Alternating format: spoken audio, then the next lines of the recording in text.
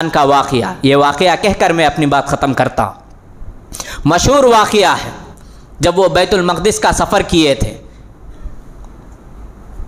बैतुल मक़दिस को अबू उबैदा बिन जराह रज़ियल्लाहु अन्हु और दूसरे सहाबाए किराम ने आपस में घेर लिया था, इहाता किया था उसका, शहर का। कई दिन गुजर गए, फतह का कोई सुराख, कोई चीज़ नहीं है, कोशिश कर रहे हैं मुसलमान। तो वहाँ से पैगाम आया कि तुम अपने जो कमांडर है, अपना जो जनरल है, उसको रवाना करो, तभी हो सकता है। तो सहाबाए किराम ने अबू उबैदा बिन जराह रज़ियल्लाहु अन्हु को रवाना किया। तो बड़ा पोप फादर कहता है, ये नहीं, मुसलमानों को जो खलीफा है, खलीफा वक्त है, वो अगर आना है तभी मैं कुछ अमल करूँगा, तभी मैं हतमी फैसला कर सकूँगा।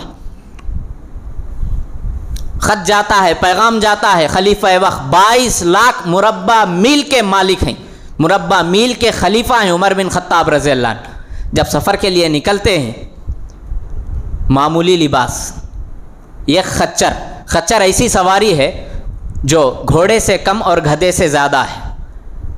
सफ़र निकलते हैं, साथ में सत्तू और एक ग़ुलाम, सवारी एक, सवार दो। बारी तय करते हैं कि कुछ वक्त के लिए तुम सवार होना, मैं नकील पकड़कर रस्सी पकड़कर चलूँगा, कुछ वक्त के लिए तुम सवार हो, मैं सवार हो जाऊँगा, तुम रस्सी पकड़कर चलना। सफ़र है मदीने से लेकर फ़लस्तीन का। आसपास का छोटा मोटा सफ़र के लिए हम 1 हफ्ता 2 हफ्ते की प्लानिंग होती है, फिर भी चलकर गड़बड़ होते हैं। वहाँ उतने किलोमीटरों का सफ़र है, चल रहे हैं, बारी का बराबर हक़ अदा हो रहा है। कभी ये रस्सी पकड़कर चलते, वो सवार होते, कभी वो सवार होते, ये रस्सी पकड़कर चलते। करीब आया तो सहाबाए किराम ने मुलाकात की, खालिद बिन वलीद रज़ियल्लाहु अन्हु, अबू उबैदा बिन जराह रज़ियल्लाहु अन्हु, दूसरे सहाबाए किराम मुलाकात किए और बेहतरीन शाल पोशी, जो अच्छा आबा वग़ैरह है, पेश किया उमर बिन खत्ताब रज़ियल्लाहु अन्हु के सामने। और महसूस किया कि उमर रज़ियल्लाहु अन्हु के जो कपड़े थे उस वक्त 12 से 13 पैबंद पैचेस लगे हुए थे। उन लोगों को ये गवारा नहीं हुआ कि हमारा खलीफा अब वक्त के बड़े फादर से मिलना है और एक अजीम सल्तनत जो 100 सालों से ईसाइयों के कब्ज़े में है, उसको फतह करना है, एक अच्छे लिबास में जाए। तो उमर बिन खत्ताब रज़ियल्लाहु अन्हु दुर्रा निकालते हैं और कहते हैं, इन्नकुम कुंतुम अज़ल्लन्नास अक़ल्लन्नास अहक़रन्नास फ़अज़्ज़कुमुल्लाहु बिल इस्लाम फ़महमा तलबु अल इज़्ज़त बिग़ैरिही युज़िल्लुकुमुल्लाह।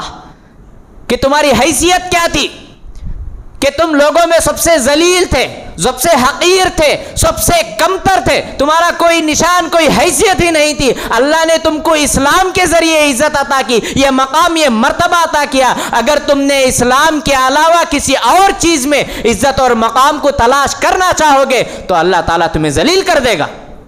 उसी लिबास में जाते हैं। और होता यह भी है कि जब वो लोग देख रहे हैं ऊपर से, अब अंदर दाखिल होने का वक्त है, तो ग़ुलाम के सवार होने की बारी है और इनके नकील के पकड़कर चलने की बारी है।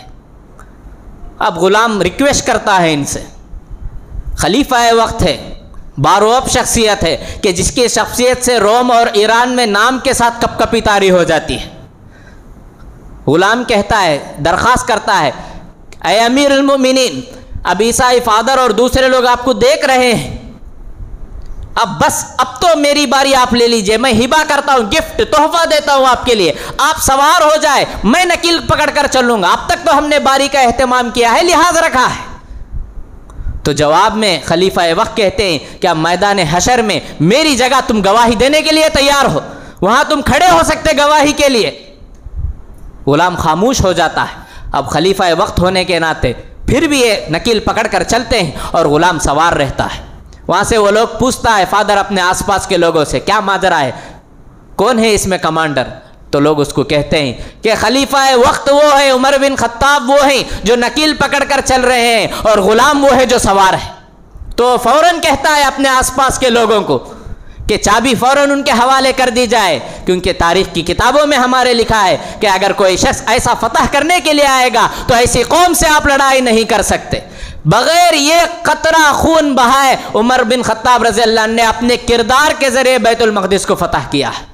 ऐसे ही किरदार, ऐसे ही अखलाक और ऐसे ही आदात व अतवार की हमारी भी ज़रूरत है। दुआ है रब्बुल आलमीन से कि अल्लाह